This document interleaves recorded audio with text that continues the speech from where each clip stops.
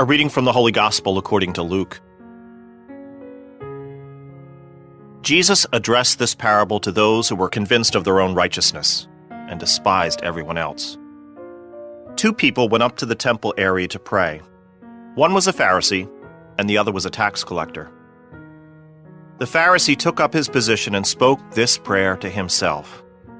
"O God, I thank you that I am not like the rest of humanity, greedy, dishonest, adulterous, or even like this tax collector.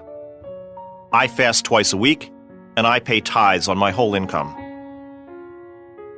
But the tax collector stood off at a distance and would not even raise his eyes to heaven, but beat his breast and prayed, "O God, be merciful to me, a sinner." I tell you, the latter went home justified, not the former. For everyone who exalts himself will be humbled, and the one who humbles himself will be exalted. The Gospel of the Lord. Praise to you, O Lord, Jesus Christ.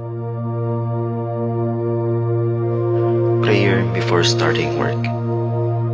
Let us pray. In the name of the Father, and of the Son, and of the Holy Spirit. Amen. Our Heavenly Father, as we enter this workplace, we bring your presence with us. We speak your peace, your grace, your mercy, and your perfect order into our works. We acknowledge your power over all that will be done, spoken, thought, and decided throughout this day. Lord, we thank you for this gift of life, for this new day, for this opportunity to report to work and to be part of this team. Thank you for the gifts you have blessed us with. We commit to use them responsibly in your honor. Give us a fresh supply of strength to do our job. Anoint our projects, ideas, and energy so that even our smallest accomplishment may bring you glory. Be with us, Lord, as we work today.